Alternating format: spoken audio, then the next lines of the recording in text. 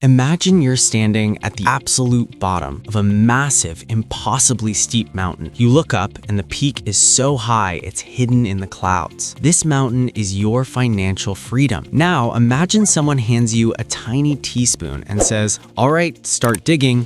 We need to move this entire mountain." How motivated would you feel? Probably not at all. In fact, you'd probably want to throw the spoon down and just walk away. This exact feeling is why millions of people never build wealth. When you were just starting out, when you were looking at an empty bank account or a brand new investing app, the concept of becoming wealthy or even just financially secure feels like a cruel joke. You hear financial gurus talk about compound interest, retiring early, and building massive wealth. So you get motivated. You skip your morning coffee, you skip eating out for a week, and you transfer $50 into an investment account. You check the app a month later, and your $50 has turned into $50.12.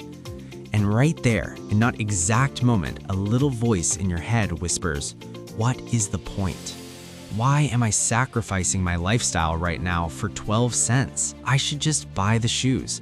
I should just go on the trip." But here is the secret that wealthy people know, and it is the exact reason why the rich keep getting richer while everyone else stays stuck. The hardest part of wealth building isn't getting to $1 million, it's getting to your first $10,000. Charlie Munger, the legendary billionaire investor, famously said that the first $100,000 is a nightmare. But for our generation, dealing with modern wages, sky-high rent, and a totally different economy, the true psychological barrier, the massive concrete wall you have to smash through, is the first $10,000. Once you cross that specific number, something incredibly strange happens inside your brain. The math changes, yes, but more importantly, your entire psychological relationship with money flips upside down.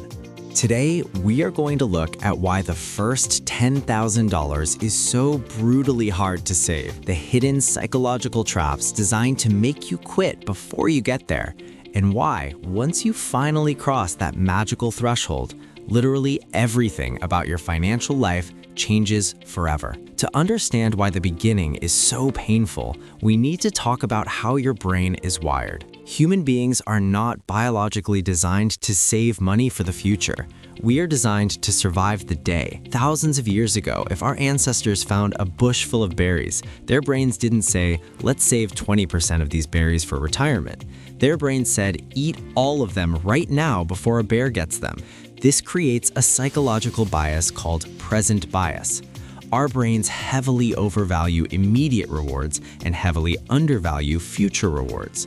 A new video game, a night out with friends, or a shiny new gadget gives your brain an instant hit of dopamine. You spend the money and you get a guaranteed immediate rush of pleasure. Investing, on the other hand, gives you zero dopamine in the beginning. It is the financial equivalent of eating plain broccoli while everyone around you is eating chocolate cake. You are literally taking the money you worked hard for, the money you traded your precious time to earn, and locking it away in an invisible digital vault where you can't touch it. And this leads us to the biggest trap that keeps people broke, the valley of disappointment. Let's look at a completely normal, realistic situation. Let's say you decide to get serious about your money. You start investing $200 every single month. You set up the automatic transfer, you do everything right. After one entire year of discipline, after 12 months of saying no to things you wanted to buy, you look at your account. You have invested $2,400. Let's say the market had a decent year and you earned an 8% return. You made roughly $192 in profit. Now, $192 is nice, but let's be brutally honest. It doesn't change your life. It doesn't pay your rent. It doesn't allow you to quit your job. It's barely enough to cover a decent weekend trip. Your brain looks at a whole year of sacrifice and compares it to a reward of $192. The math simply doesn't feel worth it. This is the valley of disappointment. It is the painful gap between the massive effort you are putting in and the tiny results you are getting out. Because the returns are so small, your entire portfolio depends on your manual labor. If you stop putting in that $200 a month, the growth basically stops dead in its tracks. You are pushing a massive, heavy boulder up a steep hill, Every single inch of progress requires your own sweat and muscle. If you take your hands off the boulder, it threatens to roll right back over you. This is the exact point where 90% of people quit. They look at their account, they feel the frustration, and they say, life is too short. They pull their money out, they buy a new phone or book a vacation, and they reset their progress back to zero. They stayed trapped on the hamster wheel forever, completely unaware that they were just inches away from the tipping point. So, what exactly is the tipping point? Why is $10,000 the magic number? To understand this, we need to look at the math of momentum. When you have $1,000 invested, an 8% annual return gives you $80 a year. That is about $6.50 a month. You can't even buy a fast food meal with that. But let's fast forward. You push through the valley of disappointment. You keep your head down. You keep pushing that boulder up the hill until you finally cross the $10,000 mark. Now, let's look at that exact same 8% return. Suddenly, your portfolio is generating $800 a year without you lifting a finger. That is over $66 a month. While $800 a year still isn't enough to retire on, it crosses a massive psychological threshold. $800 is a significant amount of money. It is enough to cover a month of groceries, or your car insurance, or your phone bill for the entire year. For the first time in your life, you are seeing tangible, real-world evidence that your money can work just as hard as you do. Think of it like hiring your very first employee. When you cross $10,000, you have essentially cloned yourself. You now have a little worker who never sleeps, never takes a sick day, doesn't complain, and works 24 hours a day, 7 days a week, generating cash for you. Before $10,000, you were carrying your money. After $10,000, your money starts carrying itself. This is the moment the boulder finally reaches the top of the hill. You don't have to push it with all your might anymore. You just give it a little nudge and it starts rolling down the other side, picking up speed, gathering more snow, and growing larger all on its own. Let's look at how crazy this math gets. Getting from $0 to $10,000 might take you 3, 4, or even 5 years depending on your income. It is a slow, brutal grind. But going from $10,000 to $20,000 takes significantly less time. Why? Because you are no longer the only one contributing. You are putting in your monthly savings, but your $10,000 is also generating its own cash to help you reach the goal. By the time you reach $50,000, the money your money is making starts to rival the money you are saving from your actual job. And by the time you reach $100,000, your portfolio might be generating $8,000 or $10,000 a year completely on its own. But none of that incredible, life-changing momentum is possible without surviving the brutal grind to the first 10K. But the most profound change that happens at $10,000 isn't mathematical. It is deeply psychological. When you hit 5 figures in investments, a massive identity shift happens in your brain. You officially transition from being a consumer to being an owner. Most of society is trained to be consumers.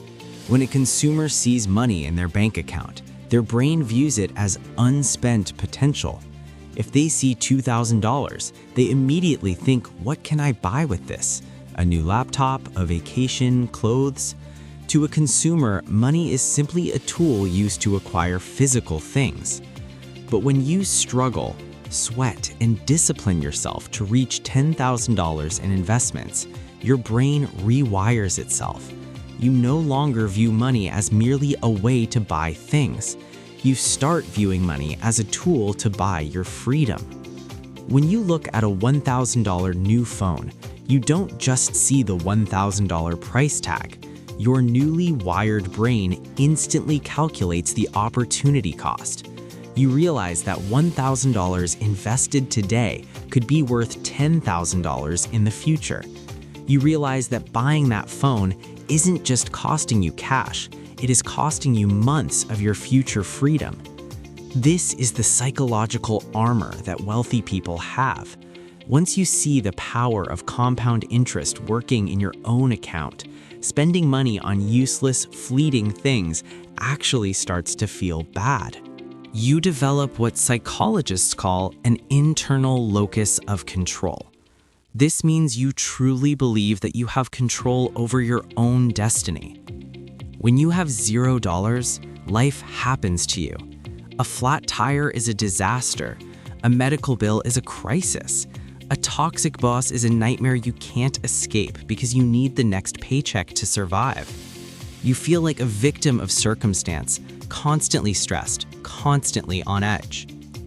But when you have $10,000 sitting in an investment account, you breathe differently, you walk differently, you carry yourself with a quiet confidence. A flat tire isn't a crisis anymore, it's just a minor inconvenience. If your boss yells at you, you don't panic because you know you have a financial cushion. The money acts as a psychological shield between you and the chaos of the world. And the crazy thing is, this confidence bleeds into every other area of your life. You take more calculated risks. You negotiate better at work because you aren't operating out of desperation. You attract better opportunities. Reaching that first $10,000 proves to your own subconscious mind that you are capable of delayed gratification. It proves you have discipline. It proves you can actually win the game of capitalism instead of just being a pawn in it. So, if the first $10,000 is the hardest, most important milestone of your financial life, how do you get there without losing your mind or giving up in the valley of disappointment? First, you have to remove willpower from the equation. Willpower is like a battery. It drains throughout the day. If you try to manually transfer money to your investment account at the end of the month, you will almost always find a reason not to do it. You will see a sale online, or your friends will invite you to a concert, and you'll convince yourself, I'll just invest double next month. Spoiler alert, you won't. You must automate the process. Set it up so that the moment your paycheck hits your bank account, a portion is instantly and automatically routed into your investments before you ever see it. Treat your investment contribution like a non-negotiable tax. You don't negotiate with the government over your taxes, and you shouldn't negotiate with your future self over your wealth. Second, you have to temporarily hack your dopamine system. Since the stock market won't give you fast rewards, you need to create your own. Track your progress visually. Draw a chart on your wall or use a tracker app and celebrate the small milestones. Celebrate hitting $1,000. Celebrate hitting $5,000. Treat this entire process like a video game where $1,000 is unlocking the ultimate power-up. And finally, you need to ruthlessly cut the invisible expenses just until you cross the finish line. I am not talking about giving up your daily coffee. If that coffee brings you joy, drink it. I am talking about the silent wealth killers.